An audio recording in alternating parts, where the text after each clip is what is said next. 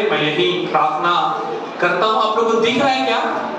हैं? थोड़ा सा ब्लर होगा क्योंकि ये जो है टाइपिंग नहीं है, ये पेज है, ठीक है, इसलिए थोड़ा सा ब्लर होगा, लेकिन आपको अक्षर दिखे कह के मैंने और जूम करूँ क्या? ठीक है, ओके। तो एक छोटा सा कहानी से हम अपने संदेश को शुरू करना चाहते हैं।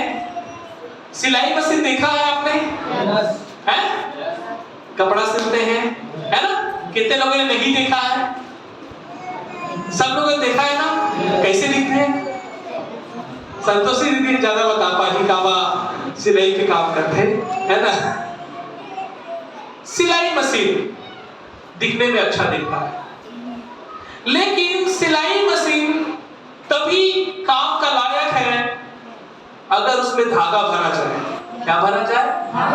आप खाली मशीन को चलाते रहेंगे, कपड़ा नहीं सिल सकता, है ना?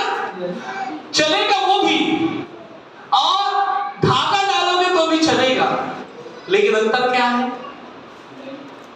हेलो, क्या नहीं कर पाएगा? सिलाई नहीं कर पाएगा, लेकिन चल तो वो भी रहा है, लेकिन सिलाई नहीं। आपने बढ़िया कपड़ा काट कर दर्जी ने काटा है और दर्जी सिल रहा है, लेकिन क्या नहीं डाला है उसमें? धागा नहीं डाला है, तो उसका मेहनत क्या हो जाएगा? व्यर्थ हो जाएगा, क्योंकि उसने कपड़े को बढ़िया काटा है, लेकिन सिलाई के समय उसने ध्यान नहीं दिया कि क्या कर सके, उसमें धागा डाल सके। आज मसीह जीवन भी कुछ ऐसा ही है मेरे प्रियो। आप सिलाई मशीन को रख कर कोई फायदा नहीं है अगर उसमें धागा ना हो, उसमें क्या ना हो? मतलब मसीह जीवन में अगर प्रेम नहीं है तो आपका मशीन का कोई उपयोग नहीं है। It is just a machine, केवल मशीन है, काम करने के लायक नहीं है। लेकिन आप चाहते हैं आपका मशीन काम के लायक हो, तो आपको क्या डालना पड़ेगा? उसमें धागा डालना पड़ेगा। मसीह जीवन में अगर आप चाहते हैं कि आपका जीवन आशीष से भरा हो और आप कलीसिया के लिए, अपने परिवार के लिए आशीष का कारण ठहरे, तो आपके अंदर प्रेम को आपको डालना पड़ेगा, जो धागा का काम करता है, ताकि वो रिश्तों को सील सके, आपके जीवन को परमेश्वर के साथ वो सील कर एक मजबूती दे। आमीन, प्रेज़ द लॉर्ड, हालेलुया। कलीसिया की परिभाषा क्या है, इसको मैं समझाने की आज कोशिश करूंगा। कलीसिया का नाम आपने कोई पहली बार नहीं सुना? पहली बार सुना है क्या? कितने लोग पहली बार सुन रहे हैं? हाँ? किसको बोलते हैं कलीसिया? हाँ? चर्च को? हेलो, काला के थे? चर्च, जहां चर्चा होते वहां चर्च है, जहां चर्चा होते वहां चर्च। वेरी गुड, कलीसिया चर्च है। क्या है? कलीसिया चर्च है। ये इक्लीसिया शब्द से आया है। क्या शब्द से आया है? इक्लीसिया शब्द से आया है, जिसका मतलब होता है परमेश्वर के द्वारा बुलाया गया लोग, परमेश्वर के द्वारा बुलाए गए लोग। तो हमें समझना है कि कितने प्रकार की कलीसिया है। सबसे पहले हमें समझने की जरूरत है कि कलीसिया कितने प्रकार की है। तो 3 प्रकार की कलीसिया है। पहली है विश्वव्यापी कलीसिया। कौन सी कलीसिया? विश्वव्यापी कलीसिया। दूसरा है क्षेत्रीय कलीसिया, जिसको लोकल चर्च बोलते हैं। क्या बोलते हैं? लोकल चर्च, जिसमें आप और हम बैठे हैं, ये लोकल चर्च है। क्या चर्च है? लोकल चर्च है। एक चर्च है जिसको घरेलू कलीसिया बोलते हैं। क्या कलीसिया बोलते हैं? जहां पर घर में कुछ लोग बैठकर, 4 लोग 5 लोग बैठकर एक छोटी सी सभा को चलाते हैं, उसको घरेलू कलीसिया बोलते हैं। तो हम विश्वव्यापी कलीसिया को देखते हैं, पढ़ेंगे मत्ती 16 का 18 हम पढ़ेंगे, वहां पर समझने की कोशिश करेंगे कि इसे विश्वव्यापी कलीसिया क्यों कहा जाता है। विश्वव्यापी समझ रहे क्या? वर्ल्ड, है ना? इंटरनेशनल वर्ल्ड, यूनिवर्स, ठीक है, पढ़िए। और मैं मैं तुझसे कहता हूँ कि तू पतरस है और मैं इस पत्थर पर अपनी कलीसिया बनाऊंगा और अधोलोक के फाटक उस पर प्रबल न होंगे।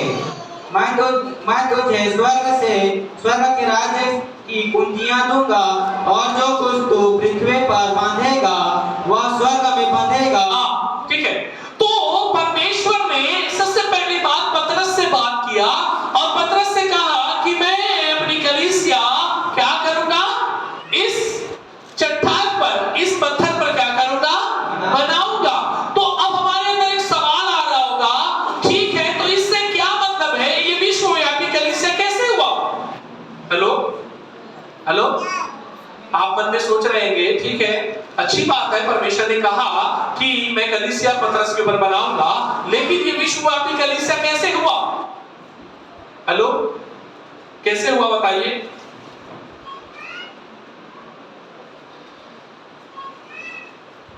कैसे हुआ?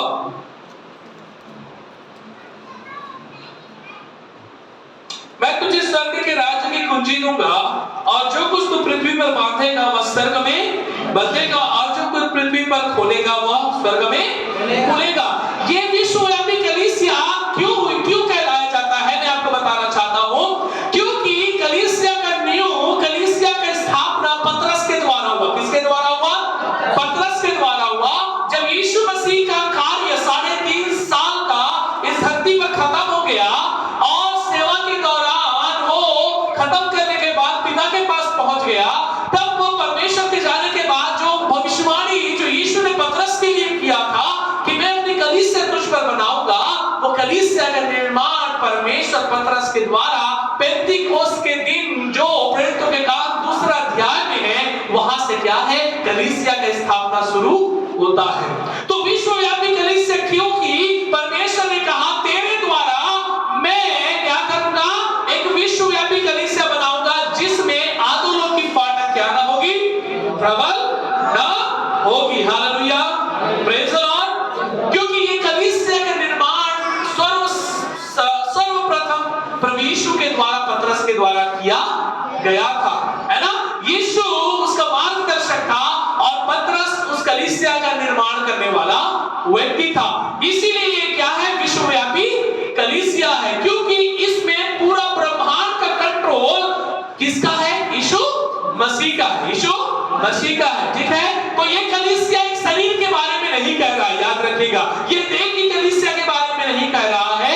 ये कलीसिया हमारे प्राण और हमारे जो आत्मा जो प्रभु ने दिया है, उस आत्मा को परमेश्वर ने अपने साथ ले जाने का वादा किया है। तो उस आत्मा की जो कलीसिया को क्या कह रहा है कि ये विश्वव्यापी कलीसिया है। क्योंकि इस दुनिया में चाहे अमेरिका में चर्च हो, चाहे भारत में हो, चाहे दुनिया के किसी देश में हो, सबका नियंत्रण किसका है, परमेश्वर का। इसीलिए क्या है, ये विश्वव्यापी कलीसिया है। और दूसरी कलीसिया क्या है, ये स्थानीय कलीसिया, लोकल कलीसिया, जिसमें परमेश्वर का अधिकार तो है, लेकिन साथ साथ परमेश्वर उस कलीसिया की अगुवाई करने के लिए अगुवा ठहराया। क्या ठहराया है, अगुवा ठहराया है। मान के चलिए आप किसी ऐसे चर्च में जा रहे हैं जहां पर पास्टर नहीं है। क्या नहीं है, हेलो, क्या नहीं है, पास्टर नहीं है, तो क्या आप उसे चर्च कहेंगे?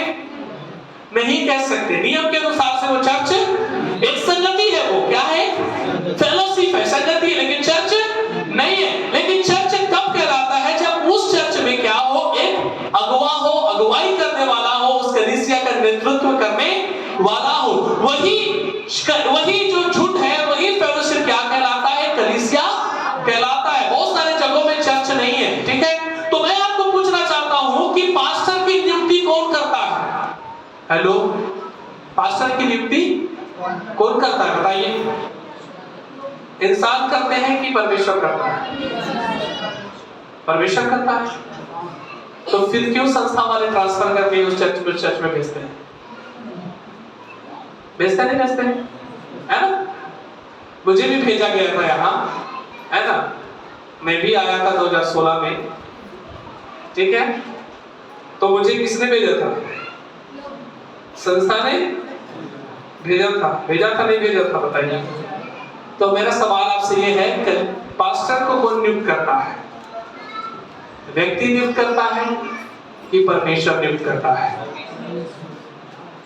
क्या प्रूफ है कि परमेश्वर नियुक्त करता है?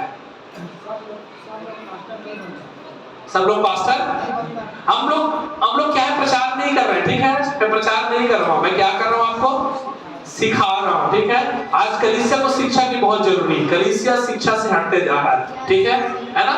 तो हाँ, थोड़ा एक मिनट, हाँ थोड़ा टाइम लगेगा, किसी को जल्दीबाजी होगा तो बताइएगा, आपके लिए खाना मैं यही बनवा दूंगा, ठीक है?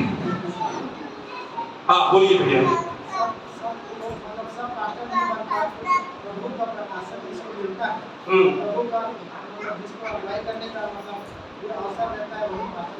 वही पास्टर बनता है। उदाहरण के लिए आप इंजीनियरिंग किए हैं, आपको अच्छा सर्विस करना था, लेकिन प्रभु को प्रकाशन आपको दिया कि मुझे सर्विस नहीं करना है, प्रभु का सेवा करना। आप बाइबल कॉलेज चले गए। Thank you. उसे मैं थोड़ा और स्पष्ट करना चाहता हूं। सेवक को परमेश्वर चुनता है, किसको चुनता है? लेकिन इंसान उसकी सेवा के कार्य को पहचानने में उसकी क्या करता है? मदद करता है। समझो विवेक के पास सेवा करने का क्या है? एक मन है, सेवा करने का एक मन है, ठीक है विवेक भाई इधर आना, ठीक है? विवेक भाई सेवा करना चाहते हैं, प्रभु का काम करना चाहते हैं, ठीक है? ये प्रार्थना किया और इसे लगा कि मुझे क्या करना चाहिए? सेवा करना चाहिए, ठीक है? ये अपने क्षेत्र में सही है, इज राइट, ये इसके मन में आया है कि मुझे क्या करना चाहिए? सेवा करना चाहिए, ठीक है? लेकिन इसके अंदर की बुलाहट को, इसके अंदर के चुनाव को और इसके अंदर के क्षमता को भापने का कार्य परमेश्वर नहीं करेगा। उसे इस यहाँ पर ठहराया गया एक लीडर, एक अगुवा क्या करता है? उसे नियुक्त करता है, ठीक है? परमेश्वर ठहराता है, लेकिन उसके सेवा की जो बुलाहट को समझने का काम कौन करता है? उसका एक लीडर, एक अगुवा करता है। आमीन, कोई करता है, ठीक है? मान के चलो ये सेवा करना चाहता है, इसे कोई भेजेगा ही नहीं तो कैसे सेवा करेगा? समझिए मेरी बात को। यीशु मसीह ने 12 चेलों को बुलाया और कहा जाओ, क्या करो? जाओ और क्या करो? चेला बनो। क्या बनाओ? है ना? मत्ती रचित सुसमाचार उसका 28 अध्याय उसका 18 से लेकर पढ़ते तो लिखा है तुम जाओ क्या करो?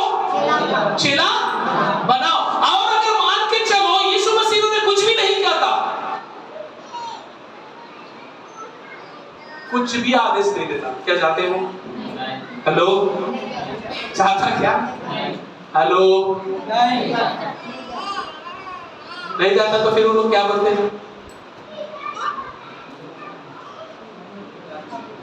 तो यीशु मसीह ने क्या बोला उनको? क्या करना? तो ध्यान से सुनिए,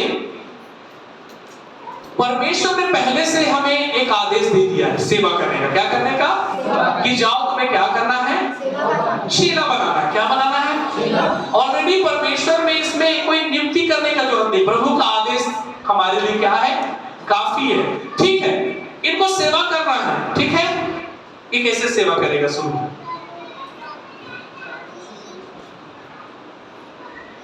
हाउ यू विल स्टार्ट, कैसे आप मिनिस्ट्री को शुरू करोगे?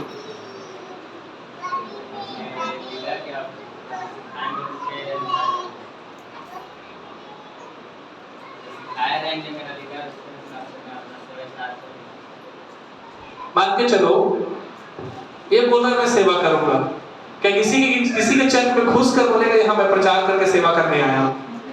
बोल सकता है क्या? मारपीट हो जाएगा, लड़ाई झगड़ा हो जाएगा, है ना? क्या होगा? ही होगा कि नहीं होगा?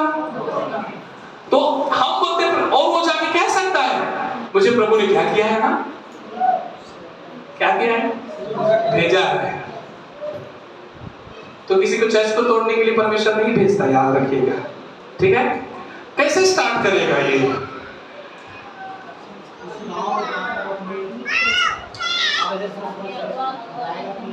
वेरी गुड, अधीनता। क्या होना चाहिए? इसको अगर सेवा में बढ़ना है तो अधीनता में रहेगा तब बढ़ पाएगा। मैं इसका लीडर हूँ, मैं स्पॉन्सर करूंगा, कहाँ पर गड़बड़ी कर रहा है, कहाँ पर ये कमजोर है, मुझे सुधारना है, इसका बॉडी लैंग्वेज सही ठीक नहीं है, इसका पर्सनालिटी ठीक नहीं है ना। प्रचार करते समय ऐसे खड़ा होकर प्रचार कर रहा है, ये लोग ऐसे करते हैं। यहाँ पर खड़ा होना भी एक तरीका है। अब यहाँ कर है ना, पास्टर के जीवन में एक बुलाहट के साथ साथ एक लीडरशिप क्वालिटी, अगुवाई की क्वालिटी होना चाहिए। तो विवेक भाई मेरे चर्च में आ रहा है, मुझे लगा ये सेवा के लिए अच्छा है, अब मुझे क्या करना पड़ेगा, इनको एक जगह देना पड़ेगा। क्या देना पड़ेगा? और अगर ये सिस्टम इंसान नहीं बनाता तो आज चर्च में क्या होता? कोई भी घुसकर बोलता है ये मेरा चर्च है, मेरा चर्च है। ठीक है, तो दो चीज को सुनिए। पहला, परमेश्वर ने क्या दिया है? एक आदेश दिया है सेवा करने का, ठीक है। और दूसरा, परमेश्वर ने लीडर्स लोग को ठहराया है, अगुवों को ठहराया है, ताकि उस निर्देश को डिसिप्लिन में लाए। क्या चीज में लाए? डिसिप्लिन में लाए, है ना। तो मैं इसको सेवा करने का क्या प्रोसेस है? क्या है? प्रोसेस है। कैसे प्रोसेस है? मैं इसको भेजूंगा, ठीक है। इससे कुछ भी करना है तो अपने सीनियर पास्टर से पूछना पड़ेगा, है ना। ये प्रभु भोज नहीं दे सकता, ये बत्तीसवां नहीं दे सकता, ये कुछ नहीं कर सकता, क्योंकि अभी ये इस योग्य नहीं बना है, ठीक है। तो सीनियर पास्टर कौन है? 10 साल सेवा किया है, 12 साल सेवा किया है, जिसका ऑर्डिनेशन हो गया। क्या हो गया है? ऑर्डिनेशन नहीं है, वो सीनियर पास्टर नहीं है। अब दुनिया के सिस्टम के बारे में बता रहे हैं, ठीक है। परमेश्वर का ऑर्डिनेशन अभिषेक हो गया है, लेकिन इस दुनिया में हमें एक सर्टिफिकेट मिलता है कि हम क्या बन सकते हैं? पास्टर। इस दुनिया में जितने लोग सेवा करते हैं ऑफिशियली पास्टर नहीं है, याद रखिए। क्या पास्टर नहीं है? क्योंकि उनके पास लाइसेंस नहीं है। क्या नहीं है? लाइसेंस नहीं है। जो लाइसेंस है वही गवर्नमेंट के अनुसार से क्या है? पास्टर है। क्या है? पास्टर। हमें प्रभु का काम करने के कोई लाइसेंस नहीं चाहिए, लेकिन इस दुनिया में सेवा करना है तो गवर्नमेंट के दायरे से अगर देखा जाए तो हमें क्या चाहिए? एक लाइसेंस चाहिए कि हाँ ये क्या है? एक पास्टर है। ये क्या है? पास्टर। ये सेवा कर रहा है। तो मेरे पास प्रभु का आदेश है और एक इंसान का अप्रूवल है कि मैं क्या कर सकता हूँ? सेवा कर सकता हूँ। तो कंक्लूजन यही है कि हेमंत, हमें परमेश्वर के साथ साथ इंसान का भी क्या है? हेलो, इंसान का भी क्या है? जरूरत है सेवकाई में, है ना। कई लोग बोलते हैं परमेश्वर का सेवा है, हमें किसी इंसान का जरूरत नहीं है। तो ऐसे बोल के आप अपने आप को बोल रहे हो कि परमेश्वर को आपका जरूरत नहीं है। इंसान का जरूरत नहीं रहता तो प्रभु क्यों इंसान को बनाता? हेलो, हाँ, पास्टरों को क्यों नियुक्त करता? यीशु मसीह खुद बचा लेता ना सबको।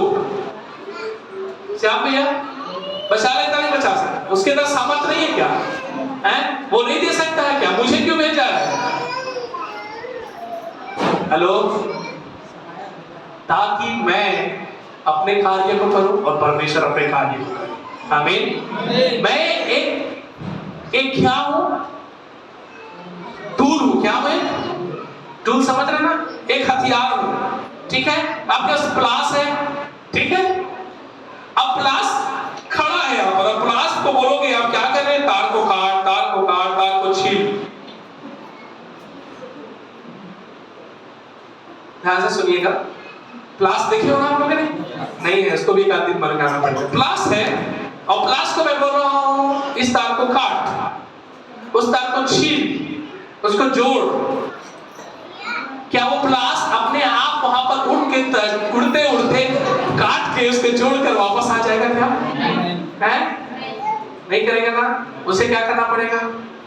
आपको पकड़ना पड़ेगा, आपको हाथ में लेना पड़ेगा उसको, है ना। वैसे इंसान को परमेश्वर ने अपने हाथों में लिया, उसे काम के लायक बनाया। वो पड़ा हुआ था, लेकिन प्रभु ने कहा ऐसे ही पड़ा रहेगा तो मैं इसे क्यों बनाया हूं? मुझे इसे असाइनमेंट देना पड़ेगा कुछ करने के लिए। इसीलिए यीशु मसीह ने क्या कहा अब्राहम को कि जाओ फूलो फलो और धरती पर क्या करो? समाज। वही पहला बुलाहट था बाइबल में जहां परमेश्वर ने किसी व्यक्ति को खास उद्देश्य के लिए सेवा में भेजा। उससे पहले किसी को सेवा के लिए नहीं भेजा था परमेश्वर ने। हाँ, ये जरूर कहा था कि नूह को दिया था कि तुम क्या करो? इस दुनिया को परमेश्वर के बारे में बताओ। लेकिन स्पेशल जगह में लिखा है बाइबल में, अब्राहम को परमेश्वर ने क्या किया? निकाला, उस स्थान से क्या किया? निकाला, और उससे कहा कि तुझे कहां जाना है? कनान देश में जाना है, जहां पर मैंने तेरे वंशज को उस स्थान को देने के लिए चुना है। आमीन, हालेलुया, प्रेज द लॉर्ड। कभी मत कहिएगा परमेश्वर सब करेगा, परमेश्वर सब कुछ नहीं करेगा, कुछ आपको भी करना पड़ेगा। ठीक है ना?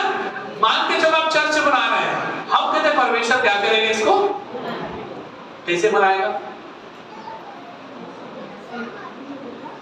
परमेश्वर आपके लिए पैसा दे सकता है, जरूरत को पूरा कर सकता है, लेकिन बनाने का काम किसका है?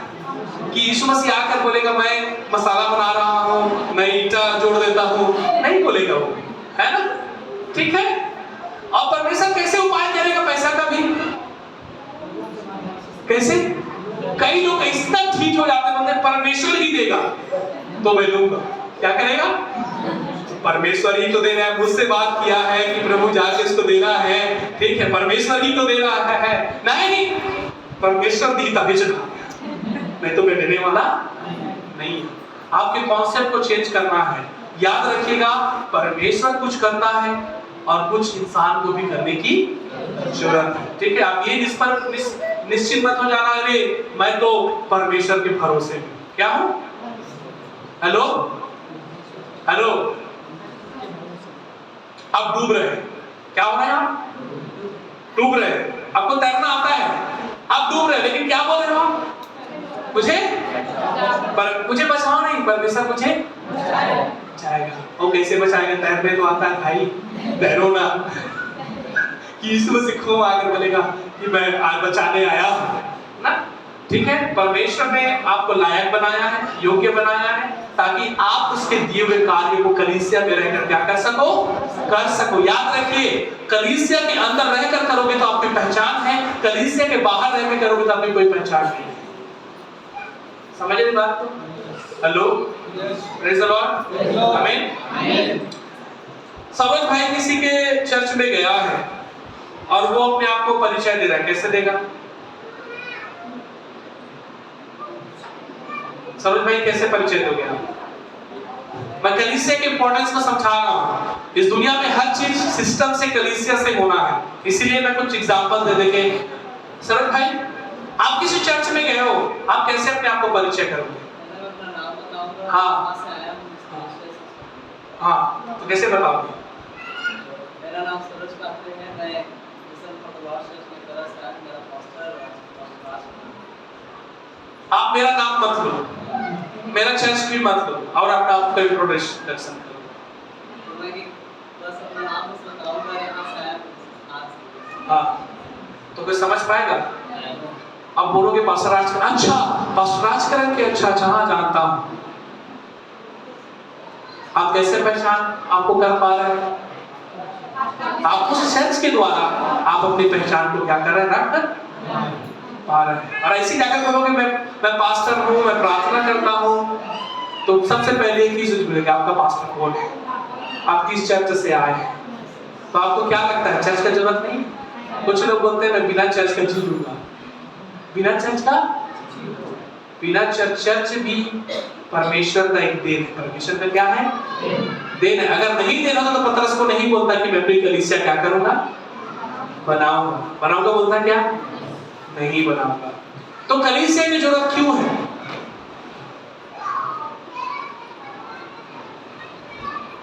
हेलो, कलीसिया की जरूरत कब है?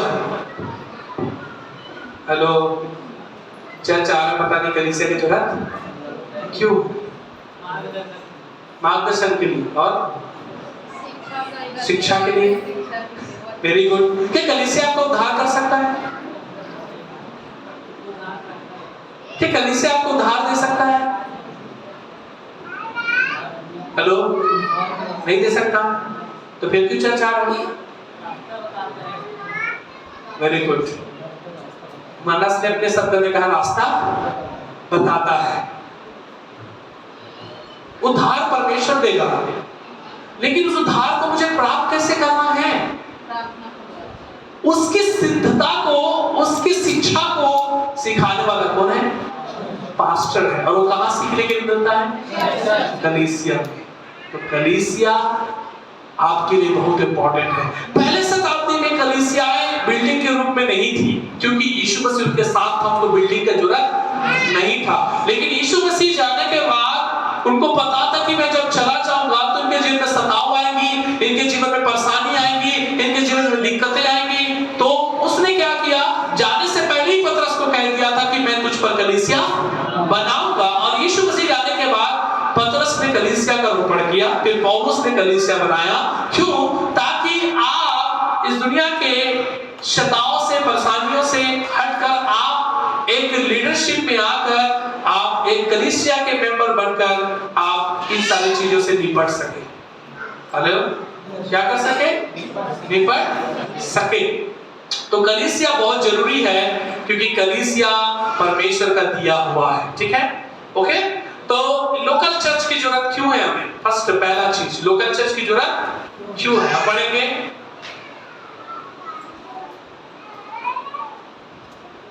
मत्ती 22 का 36 से लेकर 40 तक। मुझे मालूम है मैं ये नोट्स को खत्म नहीं कर पाऊंगा, लेकिन ये नोट्स मैं डाल दूंगा आज उसमें ग्रुप में, व्हाट्सएप ग्रुप में, आप पढ़ सकते हैं बाद में। ठीक है, 22 का 36 से 40 तक। व्यवस्था में कौन सी आज्ञा बड़ी है? व्यवस्था की कौन सी आज्ञा बड़ी है? उसने उससे कहा, तू परमेश्वर अपने प्रभु से अपने सारे मन और अपने सारे प्राण और अपनी सारी बुद्धि के साथ प्रेम रख। बड़ी और मुख्य आज्ञा तो यही है, और उसी के समान दूसरी भी है कि तू अपने पड़ोसी से अपने समान प्रेम रख। ये ही दो आज्ञाएं सारी व्यवस्था और बड़ी सदाचार का आधार है। तो परमेश्वर ने अपनी कलीसिया को बनाने के लिए एक सबसे इंपॉर्टेंट चीज जो रखा है वो ये है कि कलीसिया को हम क्यों बना रहे हैं। तो 3 तरह से समझना है। पहली बात, कलीसिया में परमेश्वर का प्रेम है। दूसरी बात, हमको क्यों कलीसिया बनाना है? जो खोए हुए हैं उनसे क्या करना है? प्रेम करना है। और जो विश्वासी हैं उनसे भी क्या करना है? प्रेम करना है। तो इसीलिए यहां पर हम एक छोटा सा डायग्राम को देखते हैं।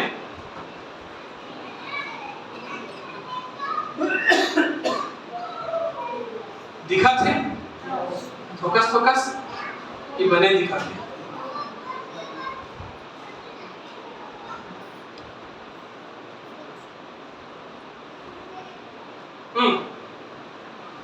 सबसे पहले ऊपर में है परमेश्वर का प्रेम, ऊपर टॉप में है ना। उसके बाद नीचे दिया है चेले बनाना। क्या बनाना? चेले बनाना। उसके बाद लिखा है दूसरों से प्रेम करना। तो ये सब कैसे कार्य करेगा? लिखा है, इधर लिखा है कर्मचारी, इधर क्या लिखा है? कार्यक्रम, और इधर बजट। क्या लिखा है? बजट। और ऊपर क्या लिखा है? इमारत। क्या लिखा है? इमारत। तो देखिए, डायग्राम से आप समझने का कोशिश करना है। ये परमेश्वर का राज्य है। ये परमेश्वर का क्या है? राज्य है। ध्यान से समझिएगा। उस परमेश्वर के राज्य में सबसे ऊपर में परमेश्वर का प्रेम। परमेश्वर का क्या है? प्रेम है। परमेश्वर ने जगत से प्रेम किया, इसलिए उसने कहा मैंने जगत से क्या किया? प्रेम किया। और उसने जो प्रभु का जो उद्देश्य था उसे पूरा करने के लिए चेलों को बनाया। किसको बनाया? आपको दिख रहा है साइड में लिखा है चेले। इसको हटा दो क्या? इसको दिख रहा है ना? तो इधर लिखा है चेले बनाना। और चेलों ने क्या किया? यीशु मसीह का काम खत्म नहीं हो गया। यीशु मसीह ने नहीं बोला कि केवल चेला बस बनाना है, उसके आगे काम खत्म है। चेले बनने के बाद परमेश्वर ने क्या किया? उनके द्वारा भी बहुत सारे चेलों को क्या किया? बनाया। और वो है दूसरे से क्या करना? प्रेम करना। तो परमेश्वर यहां पर कह रहा है, परमेश्वर के राज्य में सबसे पहले स्थान है परमेश्वर का प्रेम।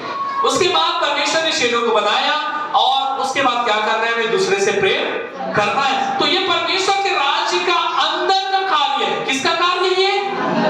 ध्यान से सोचना है। ब्लैक बोर्ड लेके, व्हाइट बोर्ड मार्कर लेके आना, ठीक है? उसमें थोड़ा सा और आपको क्लियर करना चाहता हूं। ध्यान से सुनिए, ये परमेश्वर का क्या है? राज्य। क्या है? राज्य है। उसमें परमेश्वर का प्रेम का पहला स्थान है। उसके बाद परमेश्वर ने चेलों को बनाया। उसके बाद परमेश्वर ने कहा कि तुम भी क्या करना है? चेला बनाना है। ऐसे आप क्या करूंगा तो आप समझोगे। तो ये जो क्रिया है वो अंदर की क्रिया है। किसकी क्रिया है? ये अंदर का क्रिया है ना। ये कलीसिया के अंदर होने वाली चीजें हैं। ठीक है। तो परमेश्वर का राज्य दो भागों में बटा है। किस भागों में? एक तो अंदर का कार्य और दूसरा बाहर का कार्य। उसको समझाने के लिए थोड़ा सा व्हाइट बोर्ड लेके आ रहे हैं और मैं आपको समझाने की कोशिश करूंगा। समझ में आ रहा है क्या? हेलो, ठीक है? हाँ, आ रहा है ना कि जा रहा है? आते हो जाते, आते हो जाते, है ना? ठीक।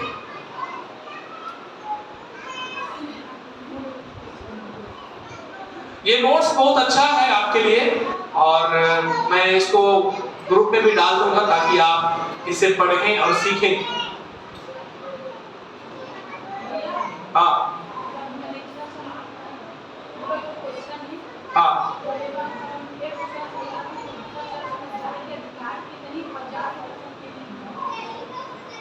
Very good question. आपको क्या लगता है? देखिए, चर्च को आप बदलने का कारण क्या है? ये लोग सोचते हैं कि मैंने चर्च को क्यों बदला है।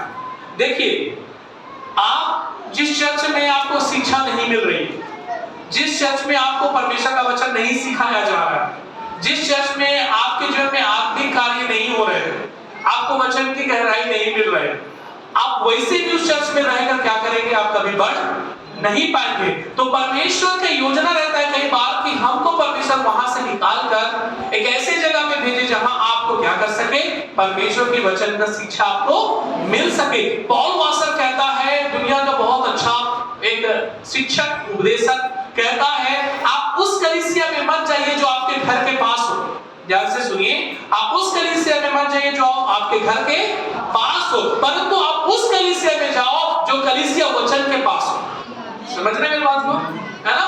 तो हम अपनी लाइफ को चर्च में देंगे, लेकिन अगर सीखने के लिए नहीं मिल रहा है, हमें वचन नहीं मिल रहा है, तो आप वैसे भी क्या कर रहे हो? अपने आप को क्या कर रहे हो? आप खत्म कर रहे हो। आप क्यों आए हो? आप सीखना चाहते हो। क्यों आए हो? बढ़ना चाहते हैं। तो कैसे बचोगे?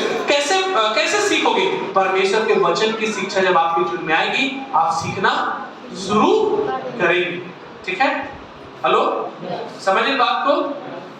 जैसे कि हम देखते हैं, परमेश्वर ने 7 कलीसिया बनाया। कितना कलीसिया बनाया? आपने सुना होगा, पूरा प्रकाशित वाक्य में, है ना? हेलो, परमेश्वर ने कितनी कलीसिया बनाई? 7। तो परमेश्वर ने क्यों 7 कलीसिया बनाया? मैंने पिछले समय में इसके बारे में जिक्र किया था। Hello, praise the Lord. अब अगर पढ़ना है उसको बाद में पढ़ेंगे। अब पहले कुरिन्थियों 3 अध्याय पढ़ेंगे। आपका क्वेश्चन को समझाने के लिए और थोड़ा सा मार्कर लाए थे। पहला कुरिन्थियों, ये वचन आप ही के लिए है। जो वचन मैंने दिया था वही वचन आपको फिर से रिटर्न मैं दे रहा हूँ। ठीक है? पहला कुरिन्थियों 3 अध्याय है। निकालने दो सर मुझे भी थोड़ा। मैं केवल पहला टॉपिक को ही खत्म करूंगा आज, बाकी किसी और दिन लेंगे। ठीक है? केवल कलीसिया की परिभाषा को समझा रहा हूं। पहला कुरिन्थियों 3 अध्याय,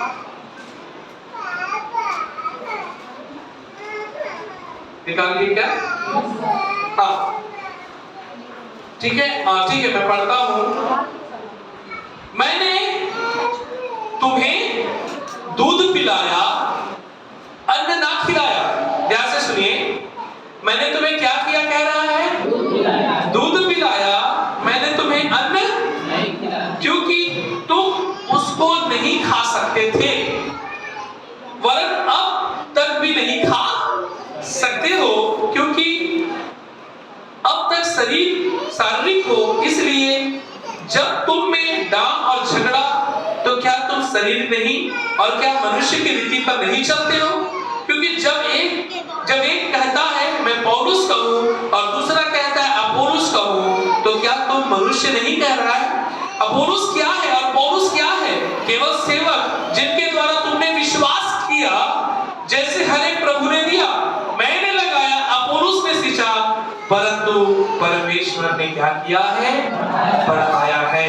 तो पौलुस यहाँ पर कह रहा है मैंने तुम्हें क्या पिलाया, बोल रहा है दूध पिलाया। क्या है इसका मतलब?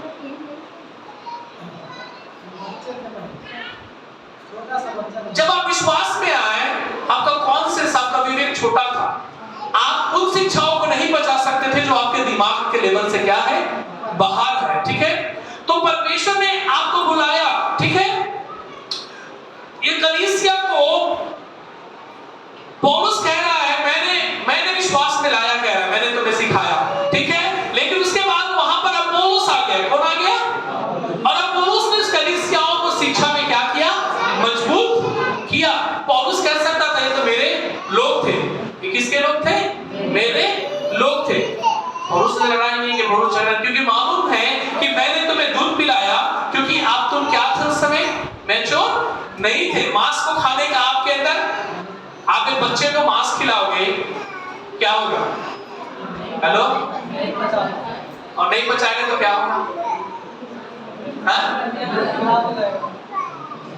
आगे से भी निकलेगा, पीछे से भी, दोनों तरफ से मुश्किल हो जाएगा, क्योंकि पचा नहीं पाएगा।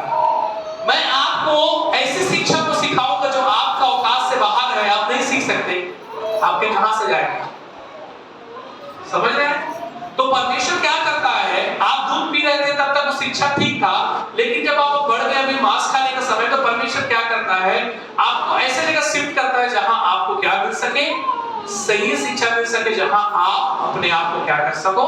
तैयार कर सको। ठीक है, तो जैसे कि मान कर चलो एक स्कूल में हम पढ़ते हैं 5वीं तक, लेकिन वो उनकी कैपेसिटी नहीं है कि वो 8वीं तक आपको पढ़ा सके। समझिए बात को, है ना? 1 से लेकर 5वीं तक आपको पढ़ाया, लेकिन उस टीचर के अंदर शायद इतनी एबिलिटी नहीं है कि वो 8वीं तक के बच्चे को क्या कर सके? पढ़ा सके। तो हम क्या करते हैं, अब उस स्कूल में भर्ती हो जाते हैं जहां पर हमें 8वीं के लेवल पे पढ़ा सके। ठीक है, तो सब परमेश्वर की इच्छा है, परमेश्वर हमें शिफ्ट करता है ताकि हम अपनी योग्यता को क्या कर सके? बढ़ा सके और डेवलप कर सके। विश्वास करना आपको समझ में आ गया होगा। ठीक है, ऐसे दे दी, ऐसे ठीक, थैंक यू। तो अब जाएंगे आगे। ठीक है, मैंने मंगाया था क्या? Black board. कहाँ मार्कर नहीं है क्या? लेने चलेंगे क्या? नहीं था तो रहने देते, मैं इसी समझा देता हूँ।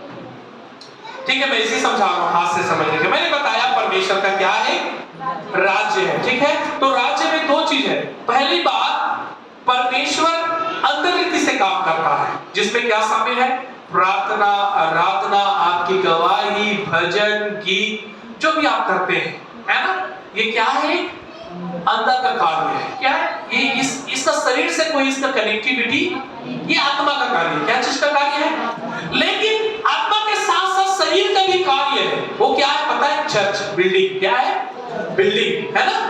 अगर मान के चलो आप आत्मिक रीति से हो, लेकिन आपको एक चर्च नहीं मिला है, एक कलीसिया नहीं मिला है, तो आप नहीं बढ़ पाओगे, आप वहीं के वहीं रहोगे। तो परमेश्वर ने क्या किया है? 2 भागों में बांटा है। परमेश्वर ने अपने राज्य को, एक बाहर का आवरण जो चर्च है, क्या है?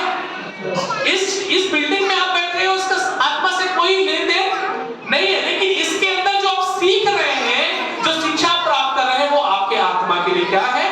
लाभदायक है। समझ रहे मेरी बात को? समझ में आया? ठीक है, तो परमेश्वर का राज्य 2 भागों में, एक इंटरनल वर्क, दूसरा आउटवर्ड, है ना? जो बाहर में जो दिखता है, जो हमें दिखता है ना? ये दिख रहा है ना? कलीसिया के अंदर बैठे हैं, हम शिक्षा प्राप्त कर रहे हैं, हम परमेश्वर के वचन को सीख रहे हैं, ये दिख रहा है। ठीक है, लेकिन आप प्रार्थना कर रहे हैं, वो आपको दिखता है क्या? हेलो हेलो, दिखता है? मैं शब्द बोल रहा हूं, दिख रहा है क्या? जय मसीह की दिखा? नहीं दिख रहा है ना? लेकिन उसी जय मसीह को अगर लिख दूंगा तो यहाँ दिखेगा कि नहीं दिखेगा? है ना? ठीक है? हेलो, समझ में आ रहा है कि नहीं आ रहा? ठीक है ना? जय मसीह को मैं बोल रहा हूं तो दिख नहीं रहा है, लेकिन उसी जय मसीह को लुक तो दिखेगा। समझ रहे हैं? तो परमेश्वर का जो योजना था वो अदृश्य था, लेकिन उसे लोगों तक पहुंचाना था, दिखाना था। तो परमेश्वर ने क्या किया? एक चर्च को बनाया। क्या चर्च को बनाया? ताकि वो लोगों को विजिबल हो सके, दिख सके परमेश्वर का कार्य। समझ रहे बात को? छोटे शब्दों में समझाने की कोशिश। आमीन? समझ गए? हेलो, भगवान मन भी समझ जाइए, तो वो तो बुद्धिमान आदमी है। ठीक है? हेलो, तो 1:10 हो गया है। ठीक है, ओके? आपकी धीरज का पाठ छूटते तो नहीं जा रहा है, टूटा तो इधर छाप दाम है। ठीक है, चिंता मत करिए, बहुत समय नहीं लूंगा। ये लंबा टॉपिक है, लेकिन जल्दी खत्म कर दूंगा। ठीक है? ओके? समझ में आ रहा है कि नहीं आ रहा आपको? ठीक है? तो हमें कलीसिया की क्यों जरूरत पड़ी? ठीक है? जो चीज था यीशु मसीह ने जो पहली शताब्दी में बनाए, वो लोगों तक क्या था? सीमित था। क्या था? सीमित था। लेकिन उसको परमेश्वर को दुनिया के छोर तक पहुंचाना था। क्या तक पहुंचाना था? दुनिया के, है ना? इसीलिए तो परमेश्वर ने क्या कहा? दुनिया के छोर तक तुम मेरे क्या ठहरोगे? कहां पर लिखा है? प्रेरितों के काम 1 अध्याय उसका 8वां वचन। देखिए तो वही है क्या? प्रेरितों के काम 1 अध्याय 8वां वचन। परंतु इलीमास प्रेरितों के काम 1 अध्याय 8वां वचन। परंतु जब पवित्र आत्मा तुम हाँ, जब तो पवित्र आत्मा तुम पर उतरेगा, तब तुम सामर्थ पाओगे, तब तुम सामर्थ पाओगे, और यरूशलेम और सारी यहूदिया और समरिया में और पृथ्वी के छोर तक मेरे गवाह होगे। पृथ्वी के छोर तक तुम मेरे क्या ठहरोगे? तो ये पृथ्वी के छोर तक गवाह कैसे ठहरता? मान के चलिए यरूशलेम सामरिया में ही अगर परमेश्वर का वचन रहता, तो लोग केवल यीशु मसीह को उसी क्षेत्र में जानते। भारत में कभी यीशु मसीह का काम, सुषमा दीदी आप जान पाते हैं यीशु मसीह का नाम है? अगर कोई व्यक्ति भारत में आया होगा, प्रचार किया होगा, भारत में वचन फैला होगा, थोमा आया, थोमा ने 4 ब्राह्मण लोग को प्रचार किया, उनका जीवन बदल गया, और उन लोगों ने विश्वास किया। कब? 52 एडी में। कब? 52 एडी में। ठीक है? ऐसे करके भारत में सुसमाचार आया। लेकिन अगर हम सोचते हैं, कल्पना करिए, ये गवाही, ये परमेश्वर का काम केवल सामरिया और यहूदिया में रहता, तो आज हम यहाँ बैठकर कौन पास्टर राज कर नहीं चाहते, है ना? तो उस परमेश्वर के प्लान को, परमेश्वर को दुनिया के छोर तक पहुंचाना था। तब परमेश्वर ने कहा इसके लिए चर्च प्लांटिंग की क्या है? जरूरत है, कलीसिया का रोपण निर्माण करने की। ठीक है? इसीलिए तो हम आज परमेश्वर का वचन सुने हैं और यहाँ पर हम बैठ, तो कलीसिया का जरूरत पड़ा ताकि छोर तक परमेश्वर का कार्य क्या हो सके? पहुंच सके और लोग परमेश्वर को जान सके। आमीन? समझ में आ रहा है क्यों कलीसिया का जरूरत परमेश्वर को पड़ा? ताकि वो अपने कार्य को जो सीमित क्षेत्र में था वो दुनिया के छोर तक क्या सके? पहुंचा। क्योंकि जब पवित्र आत्मा नहीं मिला था तो वो लोग वहीं पर घूम रहे थे, क्योंकि सामर्थ नहीं मिला था। जब सामर्थ मिला तो क्या हो गया? हेलो, पतरस, यूहन्ना, याकूब यरूशलेम को, सामरिया को छोड़कर इटली, अंताकिया, एफेसस, ये सारे जगहों पे पहुंचना शुरू कर दिए। लेकिन वहां जब तक उनको नहीं मिला था तब तक क्या थे? एक जगह में सीमित थे। तो परमेश्वर की योजना था कि हर एक व्यक्ति सुसमाचार को सुने, परमेश्वर का कार्य लोगों तक पहुंचे। तो उसने प्लान ये किया कि कलीसियाओं को क्या किया? निर्माण किया। परमेश्वर को मालूम था, इसलिए पहले से पतरस को बोल दिया कि तू तैयार हो जा, मैं उसके लिए तुझे चुन। हेलो, समझ में बात को? है ना? तो कलीसिया का कितना इंपॉर्टेंस, चर्च का कितना इंपॉर्टेंस समझ रहे हैं? हेलो, समझा था? साइन वाला मन और थप्पा वाला मन सब समझा था कि नहीं समझा? हैं? ठीक है? समझ में आ रहा है? कितने लोगों को नहीं आ रहा है? कितने लोगों को आ रहा है? हाथ खड़ा करिए। एकदम सरल भाषा में सिखा रहा हूं, इतना सरल भाषा में कोई नहीं सिखाएगा। ठीक है? ओके? तो परमेश्वर का राज्य बढ़े, काम फैले बोल के परमेश्वर ने एक योजना को बनाया और उसने कलीसिया का रोपण करवाना शुरू किया। और पौलुस ने, पतरस ने, याकूब ने, यूहन्ना ने, सब लोगों ने मेहनत किया और पौलुस ने उसको स्ट्रक्चर देना शुरू किया, चर्च बिल्डिंग बनाया। कहाँ? ग्रंथियों में, थिस्सलुनीको में, रोम में, इटली में, एफेसस में, कोलोसियो में। He planted more than 21 churches. 21 से भी ज्यादा कलीसियाओं को पौलुस ने रोपण किया। उसके बाद चला गया। उसके बाद यूहन्ना एक ऐसा, यूहन्ना जो यीशु मसीह का चेला था, वही सबसे लास्ट में मरा। पहला शताब्दी खत्म होते होते 95 एडी में, कब? 95 एडी में जब पहला शताब्दी खत्म होने वाला था। उसके बाद कौन आया? अब आप बताइए। हम तो जानते बस इतना ही है। यीशु मसीह मरने के बाद कौन आया? आपको पता है क्या? कोई तो आया होगा ना, तब तो बड़ा होगा गाड़ी आके। कौन आया था? वो तो जानना है। फादर लोग आए, एर्नेसियस, टर्टुलियस, मार्टिन लूथर नहीं, एक फिलोसोफर है। ऐसे करके पहली शताब्दी में एडी में 111 में एर्नेसियस आए। तो फादरों को फिर उनके जाने के बाद ये 5 फादर थे जिन्होंने इस कलीसियाओं को क्या किया? आगे बढ़ाया। ये बाइबल में नहीं लिखी इतिहास की बात जो मैं आपको बता रहा हूं। एक ही टॉपिक पर हम हैं कि कलीसिया कैसे स्टार्ट हुआ। ठीक है? ओके? और यहाँ पर हम बंद करेंगे क्योंकि आपका स्विच ऑफ हो रहा है, आपका दिमाग, ठीक है ना? जैसे नहीं, अब मटका में पानी भर डाले हैं, भर गए वो डाला जब तो अच्छा लगी है ना, तो काम मतलब उतना ही भरना जितना वहाँ भरा ही। ठीक है? तो अभी बहुत सारी चीज है ना? नोट्स दे देंगे, नोट्स चाहिए तो नहीं चाहिए क्या? कॉपी कर लो भाई, अभी कॉपी करो ना, दिमाग में सका सकते। ये बहुत इंपॉर्टेंट चीज था जिसको मुझे पढ़ाना था, परंतु कैसे अगुओं का तैयार हुआ है ना, आप पूछ रहे थे कैसे, है ना? चर्च का है, देखो पौलुस ने तीमुथियुस को तैयार किया, तीमुथियुस ने कई सारे विश्वासियों को तैयार किया। और पढ़ते यहाँ पर वचन भी लिखा है ना, फर्स्ट पीढ़ी, सेकंड पीढ़ी, थर्ड पीढ़ी, है ना? कैसे जनरेशन, पीढ़ी से पीढ़ी परमेश्वर का कार्य कैसे फैला, है ना? पहले परमेश्वर ने पौलुस के बाद से तीमुथियुस को चुना, तीमुथियुस ने तैयार किया 3 अलग-अलग लोगों को, और उन लोगों ने क्या किया? अन्य विश्वासियों को तैयार करना शुरू किया। जब आप तीमुथियुस की किताब पढ़ेंगे तो आपको समझ में आ जाएगा। ठीक है? हेलो, समझ में आ रहा है ना? ये बहुत इंपॉर्टेंट चीज है। ठीक है? हालेलुया, प्रेज द लॉर्ड को सीखे, उसी को दिन भर जपते रहेंगे, hallelujah praise Lord, hallelujah praise Lord. उसके आगे नहीं बढ़ोगे तो क्या फायदा है? फिर आप भी किसी को नहीं सिखा पाओगे। ओके? तो हमारा टॉपिक क्या था?